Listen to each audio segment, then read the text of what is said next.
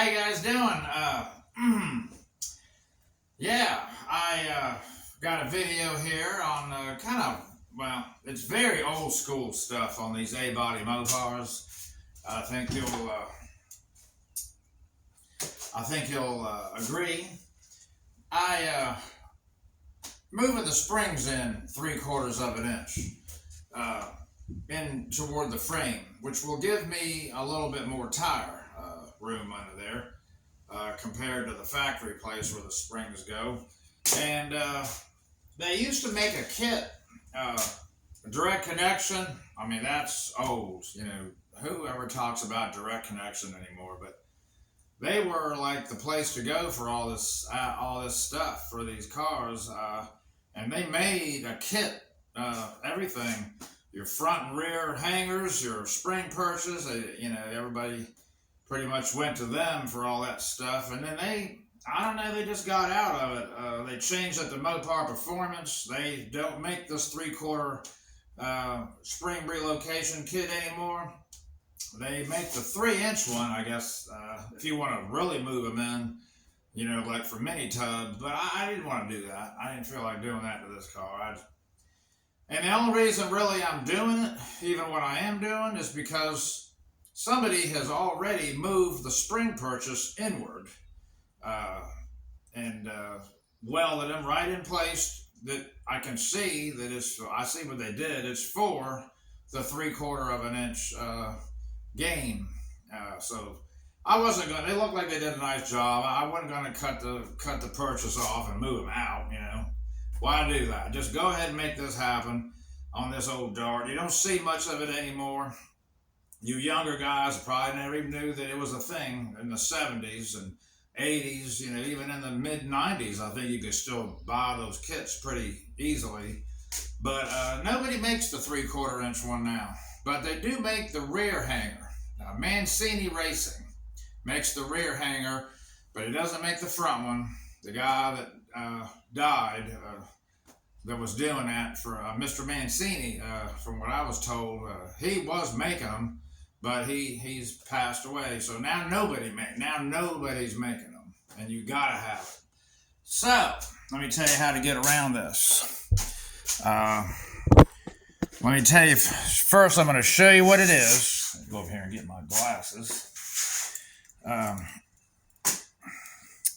So it's all bolted up under there. First, I'm going to show you this rear hanger. You'll already see what I'm talking about. You can see how that's got that staggered, or that the way it's made. It moves stock location up high, but then it moves to the frame on the bottom, and that's just something you got to have. That's the beginning. You're going to have these spring perches moved inward as well, and of course, you're going to need U-bolts, but you need them anyway. So the spring perches are right where they're at. That's perfect. And then you're going to need a front box, okay? Sorry about these shadows. My light is not the best. It makes shadows. But if you can kind of see how tight to the frame that is? Right here's the frame. And notice the spring bolt hole in the frame there for the head to go through. You got to do that because the bolt's right up tight to the frame, so you got to enlarge. There's already a factory hole right there, but you're going to have to enlarge it just a little bit. And this is all tight. I had to shim this just a little bit. Everything's tight. Nothing's moving around, and it's fine. Other side is done too. Over there, you can't see it from here, but it's done.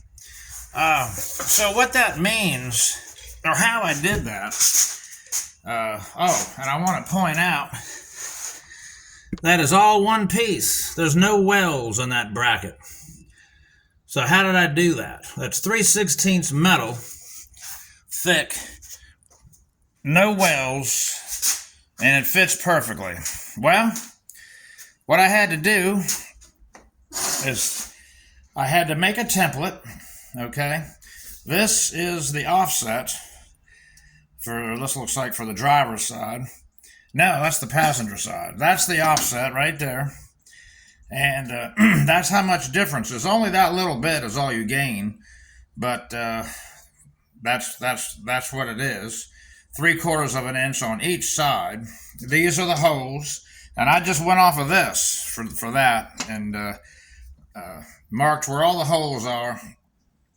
This is 3.5 inches across here, and it's a tight turn right there.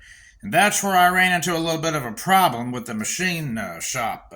I went to, in Florida, there's a place around here called Day Metal Products. But where you live, you've got whatever you have there. You've got another company, you know, I don't know, all over the country. There's these metal fabrication companies. They'll do just about anything you want, but you got to bring them something. So I had to bring these guys here, Day Metal. I had to bring them my templates, and so he made it all. They've got the machines. They can bend. They got brakes. I've never seen that work. I don't know what that means, actually. Somehow they are able to stop, and then they make their turn. I guess that's what they mean by brakes. But he said he couldn't make the turn as quick as mine, these templates. They're real sharp because the holes, well, these holes are close, and especially that one. So he did kind of go out a little past that. That's why I had to use them shims to compensate. But basically, these things, you've got to make a set for yourself, bring them to a metal place, and they will make you a bracket that's all one piece.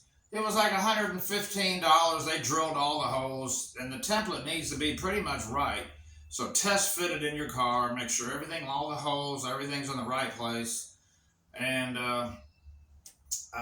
maybe they can make the sharp turn. You know, this guy's machine just wouldn't quite do that, but this is good enough. It's fine. They're perfectly fine in there. And like I say, Mancini.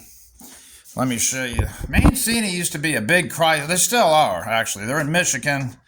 It's a big Chrysler place for parts and all these guys right here. This is who you want to call, and they'll sell you the rear ones. You'll have those rear hangers, the offset hangers, but they don't have anybody making the front ones. And they do have new spring perches they'll sell you too. So everything except for these front boxes is still available, but you got to make your own front boxes or get somebody to make them off of your templates. So that's it. That's I thought this was a worthwhile something to show somebody. You know, there are still a few of us making these 3/4 of an inch, making that happen, moving the springs in 3/4 of an inch. Not that it's a big deal, but on a Dodge Dart, you'll take all you can get. You don't get a lot. We all know that.